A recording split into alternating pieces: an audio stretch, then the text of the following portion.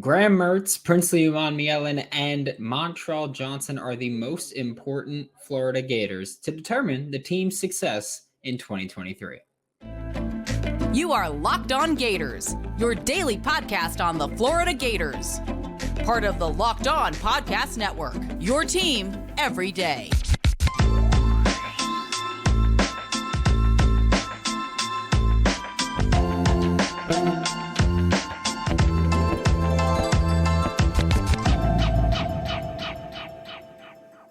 Hello and welcome back to another episode of Locked On Gators, part of the Locked On Podcast Network, your team every day. Thanks for making Locked On Gators your first listen of the day. We are available daily and free wherever you listen to the podcast. Happy Tuesday. I'm Brandon Olson. Find me on Twitter at WNS_Brandon. Find all my written work with Whole Nine Sports, Giants Country, NFL 33, and now we are talking about the most important Florida Gators just to determine the team's success this year. Apologies in advance if you could hear noise in the background, but it's a long weekend. People have fun. That's what it is. But now we're talking about the most important Florida Gators, and we're starting with Graham Mertz because he's clearly easily the most important Florida Gator. Like when I was like, all right, I'm going to talk about the most important Florida Gators, it was like Graham Mertz, and then I had to think after that. But Graham Mertz is easily the most important Florida Gator, or at least the most important player to determine the Florida Gators team success in 2023. And this specific instance is not as simple as, well, he's the quarterback, which usually, almost always it's, well, he's the quarterback, so he's the most important in terms of determining the team's success. Yes, but that's not even why. Like, even if you took down a bit the importance of quarterback in general, Graham Mertz is incredibly important to determining the team's success in 2023. Because if you're Graham Mertz, if you can make the passes that you need to, that are there. Like, I'm not saying I need you to be Trevor Lawrence or Caleb Williams or Drake May or Andrew Luck. No. I'm saying that if you can make the easy passes, you're helping this offense a ton. Like the thing with last year was Anthony Richardson can make these huge, massive plays out of nothing. He could do things that other people on the planet just can't do, or very few people on the planet can do. But he would miss the easy dig route. He would miss the curl. He would miss simple routes that you have to hit. If Graham Mertz can hit them, that opens up this offense because everybody and their mother knows that, hey, I don't know if you know this, but the Florida Gators, Billy Napier, they want to run the football. They do. They want to run the football a lot, probably 60% of the time this year, if not a little more than that, really. So you're going to be in most likely you're going to be in that 57 to 60% range if you're Billy Napier and the Florida Gators. You want to run the ball a ton. You need to be able to complete those short passes, and I mean, not just short passes, but the easy passes. You need to be able to do that in order to help open up that run game, because everybody knows that you want to run the football. Like, if I'm an opposing defensive coordinator, I'm looking at the Florida Gators game and I'm like, all right, well, I'm circling that as we're going to blitz the heck out of them and we're just going to let them have it because they want to run the football. So we're going to make them earn every inch, earn every yard by just clouding the line of scrimmage, sending bodies into the backfield, and making plays there. But if you can make those easy completions, if you can work the dig, if you can work the curl, the slant, those easy completions, and by easy, I don't mean I can make them. Like I suck. I mean easy in the sense of if you're a high-ranking quarterback or a high-caliber quarterback, you should be able to hit them when they're open. They're going to be open this year. They were open last year, but they're going to be open this year as well. So if you can kind of get anything going with any sort of consistency in the passing game, we're talking about really opening up the run game for this offense, especially when you have to consider offensive line's probably going to need a little bit more of the quarterback's help this year. in terms of the easy completions. Last year, they had the help in terms of Anthony Richardson's legs. You don't have that this year, so you've got to do that. But also incredibly important, maybe even more important than being able to complete those simple passes, is the experience and leadership that Graham Mertz brings to the table if you're the Florida Gators. Because there were times last year where the offense was very erratic. It was, you look at Kentucky, you look at South Florida, you look at Florida State and LSU for stretches of time just going ghost. You look at the Vanderbilt game, you look at Georgia. There were so many times where that offense was just stagnant, completely stagnant. I was rewatching the Georgia game Wednesday, and Thursday. It was Thursday. I was rewatching the Georgia game Thursday, and that was the most boring first half of Florida Gators football that I've ever seen because Anthony Richardson got hurt on the first play, and then he couldn't complete jack diddly for a bit after that. So it was just at some point stagnant, and it was just so bad to watch at times. Graham Mertz's experience should help things be a little less erratic. Not that he's necessarily a better leader than Anthony Richardson was. I'm not saying that. I'm not in the room with them. I don't know. But I think that Graham Mertz's experience should help him be able to kind of settle things down. Because the issue last year oftentimes was that Anthony Richardson himself was the one getting rattled, and then he couldn't really rebound from that.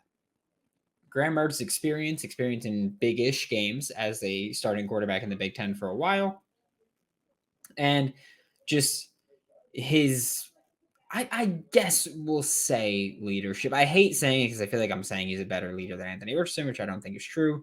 Not that I think it's false, but I don't know. But I feel like his experience there will help kind of settle things down. He's not going to be the one getting rattled frequently, and if he does, he should be able to bring himself back down to earth because been here before. He's been here before. Not in the SEC, but he's been here before. So he should be able to settle himself down and be less erratic and not have stretches of games where it's just awful. His ceiling is going to be significantly lower than Anthony Richardson's was. His floor should be considerably higher given his experience and his ability to manage this team. Because that's another thing where Billy Napier has said multiple times, if you're going to be the starting quarterback of the Florida Gators, you need to win over the coaching staff, win over the locker room, and know that playbook like the back of your hand. So him being the starting quarterback means he's got that locker room. Players will trust and respect him. When he speaks, they'll listen. And that's an important part here for Graham Mertz. And that's honestly the main thing, I think, for why I'd say he's the most important guy. That's it. He's got to be the stabling presence on this offense. We're about to move to the defensive player, which is not in, it is in order, but I wasn't like offense, defense. But first, today's episode of Locked On Gators is brought to you by Built Bar. May 30th, dude. Like it's May 30th. It's basically June, which means it's full-blown summertime at this point. So if you're not in peak shape yet and you want to improve it a little bit, add Built Bar to your plan. If you are in peak shape and you want to maintain it, add Built Bar into your plan. If you just like sweet tasting things, add Built Bar into your plan because I have a hardcore sweet tooth, but Built Bar's coated in 100% chocolate. So I get that sweet tooth hit, but at the same time, I'm not consuming mass amounts of sugar. Nope. 4 net carbs, 130 calories, 17 grams of protein. It's sweet and not going to be a killer for me. I love it. And they're finally in stores too. So you can go to Built or BuiltBar.com like you always could. Or now you can go to your local Walmart or Sam's Club and get yourself that Built Bar. Thanks again for making Locked On Gators your first listen of the day. We are available daily and free wherever you listen to the podcast. And I said it. We're talking Princely Umanmielen here. Because, I know I spoke about him yesterday. I said 2023, I think, is going to be the year of Princely Umanmielen. That hasn't changed. Like I said this yesterday a lot. I think Princely has the potential to be a premier, elite pass rusher at the college level this year for the Florida Gators before he goes to the NFL. Because again, I've told this story before. I've had people that work in the NFL tell me 33 was the best player on that defense last year. 33 was Princely, baby. Okay? 33 was Princely. So a lot of NFL people think that Princely is going to be, or was the best defensive player last year, is going to be the best defensive player this year. So Princely, that dude. So for the Florida Gators, Princely, expect to hear that name a lot. Princely Umanmielen. Princely Umanmielen. Actually, you're probably going to hear Princely, and then more, just nonsense. Just nonsense after that. That's what you're going to hear. Princely, because that's what commentators do every year with every game with Princely, even though the pronunciation is on the Florida Gators website. So it's really easy. In fact, you got to kind of go out of your way to screw it up that consistently. But for the Florida Gators, I mean, in football at every level now, except maybe high school, pass rush ability is the key. Pass rush ability is key to your success. And for the Florida Gators, it's going to be key to their success in 2023. Just look at the huge majority of high-ranking, successful college football programs. Like, let's see. We're going to go to the postseason top 25 from last year. And we're going to see the elite pass rushers there. Georgia, duh. TCU, not actually an elite pass rushing team, but they were just great coverage-wise and great against the run. Michigan, elite pass rushing team. Mozzie Smith, first round pick. Ohio State, elite pass rushing team every single year. Alabama, elite pass rushing team. Tennessee, elite pass rushing team. Top 6 teams. One of them was not a great pass rushing team. One.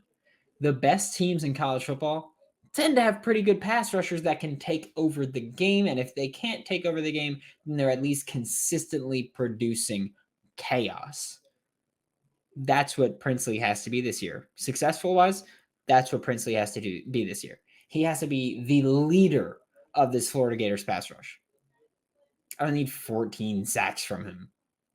Give me 8, give me 9, a couple other players sprinkle in there, 5 to 7, and you're talking about a great pass rush. Princely's the focal point of that. Princely's the focal point of this defensive front, any way you look at it. Jack linebacker has taken over college football, and Princely Umanmielen is going to be the Florida Gators Jack linebacker this year. He's got to be able to step up and produce and do what's asked of him. Rush the passer, defend the run, and a few times a game, drop into coverage. That's what we need to see from Princely Umanmielen, what we need to see him perform at, succeed at consistently. Because if he doesn't, this team's probably going to suck again. It is. Last year, you had Brenton Cox Jr., you had Gervon Dexter. They were supposed to be the guys, and they, to me, underperformed in 2022. Okay? They underperformed to me in 2022. And the defense was god-awful. The coverage on the back end sucked. We know that. Pressure up front wasn't really there either. There's a reason that we sat here and we were like, okay, Florida Gators, like in the offseason before Austin Armstrong got hired, we were like, do something to get more aggressive, blitz more, do whatever. Okay? There's a reason we said that. Because the pass rush sucked last year. No other way around it. Princely Umanmielen stepping up. Like, if he isn't good this year, this defense probably isn't going to be good this year. If he is good this year, he significantly increases the chances of this defense getting back to prominent Florida Gator dominant defense levels that we know and love and have spent so much of our lives watching. Princely Umanmielen has to be the guy. He's got to be the guy that opposing offensive coordinators look at and they go, son of a, all right, tight end, get ready. You're blocking a bunch. You're basically a tackle this game. Running back, you're basically a fullback. You're chipping every single time. You need to have that game changer. Princely can be that game changer. Will he be? That's up to him. But Princely can be that game changer for the Florida Gators this year. That's what makes him so important. I had someone DM me, Chris, you know who you are, DM me yesterday, and he was like, Princely's good, but he's not great. That's like you could say that. You can have that opinion. That's not the part that I'm like that's how the part I'm stuck in my ways in. What I am stuck in, Princely has to have a good year because he's one of the most important Florida Gators for the 2023 season. Simple as that. Princely's the guy. To wrap up, we are talking about one more guy on offense now. We're flipping back to that because, which is weird when you consider everybody's like, oh, the defense this year has to be great. It does. But Montrell Johnson is the guy that I'm saying is the third most important Florida Gator for this season. And I'm saying Montrell Johnson, okay? I had this discussion a couple weeks ago. By this discussion, I mean I said this a few weeks ago, not thinking it was anything that people would really disagree with. But Montrell Johnson is the better running back in the Florida Gators room. Okay? Does he have the higher ceiling? No. But based on what we saw in 2022, Montrell Johnson's the better running back in that room. That's why I'm saying I think he's going to be the third most important Florida Gator. For a team that wants to run the football a ton, yeah, I'm going to say it's the best running back on the team. The main thing for me is that when you look at outside running, I think that Montrell and Trevor Etienne are about as good. Maybe give the edge to Trevor Etienne. When you look at pass catching and being able to make the play out wide like that, sure, give it to Trevor Etienne. Neither of them are good at it, but Trevor Etienne's better at it. Pass blocking, Montrell Johnson's better. Not good, but better. But for me, the thing that really separates this is just the inside running, being able to do the dirty work, pick up the couple of yards that you need on 3rd and 1, 4th and 1, those short yards. And I don't just mean because he's a power back. I mean, Montrell Johnson can turn those into 50 at any given time. But I think that's what it is for me that I'm like, Montrell's better than Trevor Etienne there because they're both home run hitters on the ground. They both do that. They've both got, I think, over 45% of their yards came on like 15 carries each. Okay. A huge chunk of their yards came on a short amount of carries because they just created so many chunk plays because they did that a lot. But I think Montrell Johnson, he's just so much better in between the tackles to me. He creates more yards after contact in between the tackles. Like that's something where if you look at their yards after contact numbers, I believe Trevor Etienne's a little bit better than Montrell Johnson. But look at where they came from. Trevor Etienne gets stonewalled in like right at the line of scrimmage on the interior. He does, and that's not a knock on him. He was a freshman last year, stepping up to college for the first time, and it was the SEC, and he's still dogged. I don't blame him, but I will say, Montrell Johnson, that didn't happen to him. Montrell Johnson ran through people immediately. That's something he does. He does that so many running backs can't do is just take the ball and go and be very north-south, and that's what you need sometimes. So to me, I'm like, yeah, they're both good outside. Neither of them are great in the passing game, either pass blockers or pass catchers. But Montrell Johnson is great inside as well. So for me, I think you got two fantastic running backs. And if this list went 5 spots deep, Trevor Etienne probably finds his way on it. But I'm talking about the most important Florida Gators, the 3 most important Florida Gators for 2023. Montrell Johnson's there because he's going to be so dang important to the success of this team. Needs to have a solid year in 2023. He does. He needs to have a good year for this team to find success because he's going to have a worse offensive line than he had last year. And I don't want anybody to get upset about that. It's still a good offensive line. It's just worse than it was last year, and that's fine. He's going to have a worse offensive line. He's going to have a less dynamic quarterback, which means that teams don't have to worry about the run game there. They don't need to worry about Graham Mertz really taking off on them. So you've got kind of things stacked against you if you're Montrell Johnson.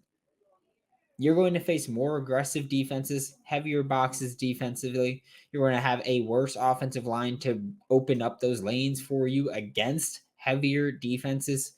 You're going to have your work cut out for you. Montrell Johnson needs to be successful because so much of this offense finding success is going to be based on whether or not Montrell Johnson finds success. I was considering putting Montrell at number 2 on this list and Princely at number 3, because I think it's that dang important that he finds success running the football, and in the passing game, he's going to have to improve because Graham Mertz is going to throw the ball to the running back. Montrell Johnson made some fantastic plays last year. I think back to I think it was a fourth down, and Anthony Richardson was rolling out to the right and just flipped it real quick to Montrell Johnson, and Montrell made a big catch and run there from it looked like nothing was going to happen on the play, and Anthony Richardson made the first play. Montrell Johnson made the second play. But that's why they're so important. Like, you need to get better at the passing game because you're going to be more involved this year, or at least you should be. Theoretically, Graham Mertz wants to get you more involved this year. So you need to improve, yes, but you also have the odds stacked against you as it is. That's why you need to be great in order for this offense to be good, and you need to be great in order for this team to be bowl eligible, win maybe 7 games, maybe 8 games, as what I think the ceiling is right now. But you've got to improve. Or I don't even want to say improve. I feel like improve is rude. Like, I'm like, oh, you weren't good enough. Montrell, damn good running back. So you've got to continue to be great if you want the rest of this team to be good, is my point. Thanks for making Locked On Gators your first listen of the day. Every day, we are available daily and free wherever you listen to podcasts. We'll be back tomorrow to talk more Florida Gators football. For Locked On Gators, I'm Brandon Olson. Don't forget to follow me on Twitter at WNS_Brandon. Find all my written work with Whole Nine Sports, Giants Country, NFL 33, and I will see you all tomorrow.